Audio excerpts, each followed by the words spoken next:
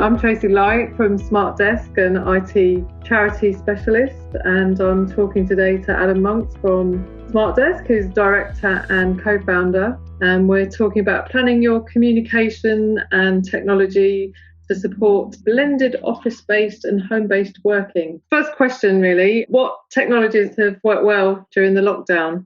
Communications has been the thing that's really developed quickly. Obviously, everybody's been getting to know Teams and Zoom much more than they did, and those companies have invested in those roadmaps, so we've seen those products develop much more quickly. Teams was, you probably wouldn't have held much of a big video call on Teams this time last year, and now it's kind of, certainly with the charities we work with, it's predominantly Teams is taking over from Zoom at this point. The other thing I think people have needed to do is maybe, because you're not kind of in the room hearing people, then organising your daily work has had to be kind of digitised. So prevalence of things like online project management tools is also, I think, being used more than it used to be. So things like Trello or Monday.com, any kind of online smart spreadsheets and things, because you're having to kind of plan who you're going to talk to that day and checking in on actions and things rather than sitting with your team. So I think folks have got more confident using those software solutions as well. New learning for lots of users nowadays. Indeed, it's helped. Obviously, people have had to kind of just been thrown into it really, but it has helped the digital, confidence. Are there any sort of remaining challenges for the 100% home-based working model? Yeah, I mean, I'm sure most people would agree that they're a bit zoomed out, I think is a new phrase. You miss those interactions, you miss hearing what's going on with the team and so forth. So, it's not ideal for all scenarios being sat in the distributed model, and also kind of the well-being side of that is difficult for everybody to not be around people and not have that social side. So I think people have taken a step back and considered things and can be feeling a little bit more low without getting that kind of some of those social elements of work that you take for granted. I think at first everyone was delighted not to be commuting, but I think at this stage people are kind of missing actually not going in and spending some time together.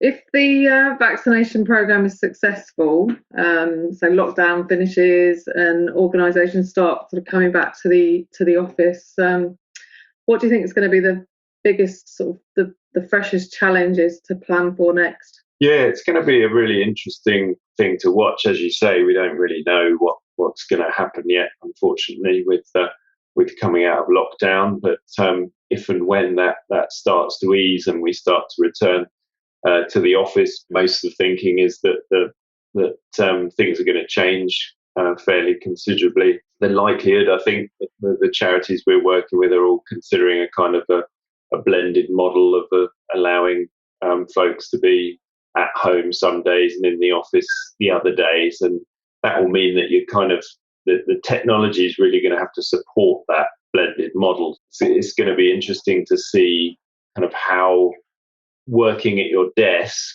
and then doing video calls is actually going to work in an office environment. It might be very noisy, for example, if you've got an open plan office and you've got sort of 10, 15 people all doing video calls at their desk at once. It will be interesting to see kind of how that plays out and what the learnings are going to be from that.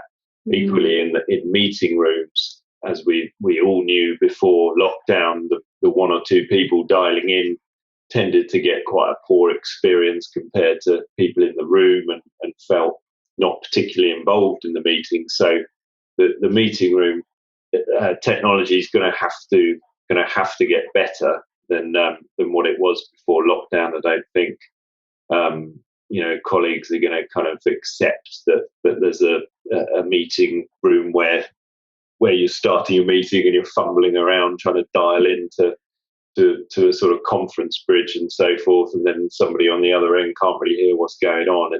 I think IT department's going to be under pressure pretty quickly to get that technology to the best possible place it can be. It's never going to be quite, being distributed that way is never going to be quite as good as all being in the room together. So we have to kind of manage expectation with that. But equally, things have moved on fairly quickly to hopefully allow us to build things like Teams rooms, Zoom rooms, and so forth when back in the office, and kind of the ability to walk into a meeting room, press a button, and the meeting room already knows what meeting it is, who the attendees are.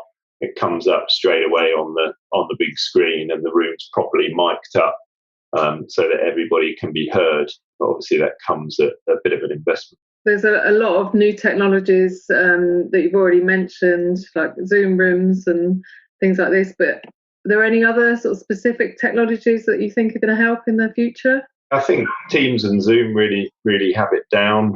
Obviously, Teams is included with the charity donation for charities, and that's going to continue to get stronger.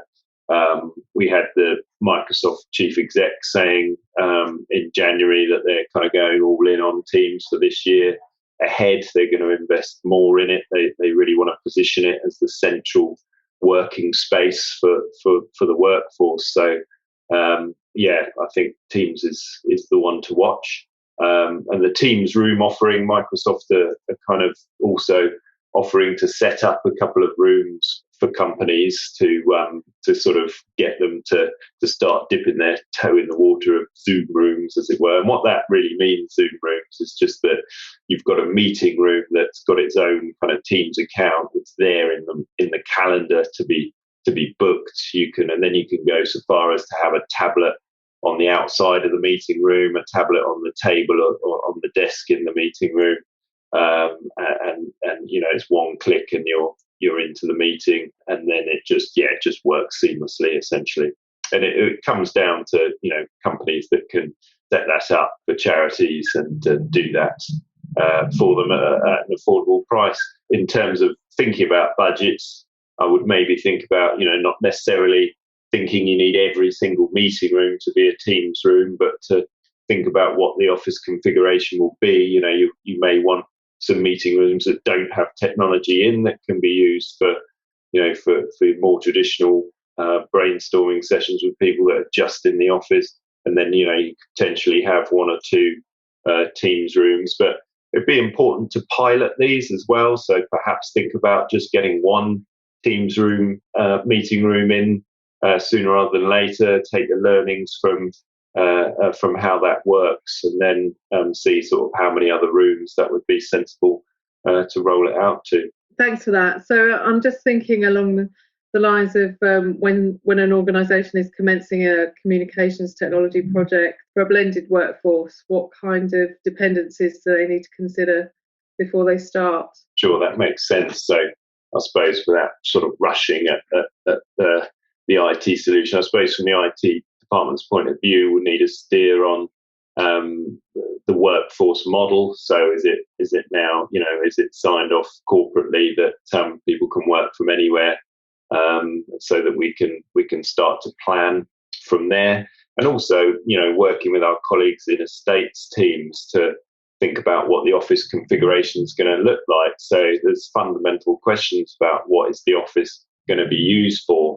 Is it going to be used in its traditional sense before lockdown, or is it going to have a slightly different function? Are people who are going to do writing papers going to work from home and the office is just used for collaboration? So looking at how it's physically configured, we need to kind of understand what the ambitions are there, to then think about how to match the technology to that, and consider how many meeting rooms need to be set up with that tech. That sounds great. I know that we're working with a lot of charities of all sizes at the moment. What would be the next steps if an organisation wants some more information on different technologies and what they need to put into place when they get back to the office? The infrastructure strategy should hopefully all link together, so understanding what you're doing with things like 365 will be helpful when looking at kind of what role Teams is going to play.